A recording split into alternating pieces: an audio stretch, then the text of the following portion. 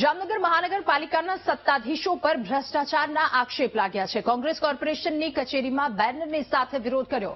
નદીને ઊંડી કરવાના કામમાં ભ્રષ્ટાચાર થયો હોવાનો આરોપ લાગ્યો। આ નદીને ઊંડી કરવાનું કામ ટેન્ડર પ્રક્રિયા વગર આપ્યું હોવાના પણ આક્ષેપ લાગ્યા।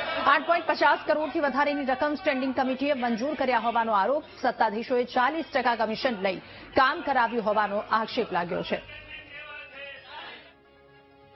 રંગમતી નદી હોય, નાગમતી નદી હોય, જે કંઈ આપણી જામનગરની નદીઓ છે એને ઊંડું ઉતારવાની કામગીરી સુજલામ સુફલામ અભિયાન દ્વારા કરવામાં આવી છે।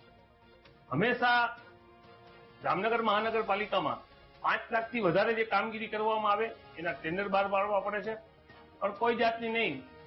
આજુબાજુના ખેડૂતોને કહેવામાં આવ્યું કે આપ આપણા 100 ખર્ચે માટી ઉપાડી જાઓ અને રંગમતીને ઊંડી ઉતારવાનું કામગીરી કરી, પણ એ દરમિયાન તમે જોવો છો કે 8 કરોડથી વધારે જેટલી રકમ ચેરમેનને દરખાસ્ત કરીને મંજૂર કરી આ રંગમતીના જે ઊંડી ઉતારવાના પૈસા દેવા માટે।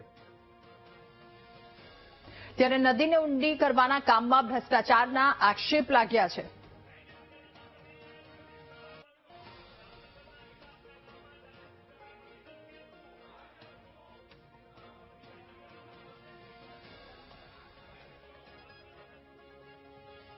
અને હવે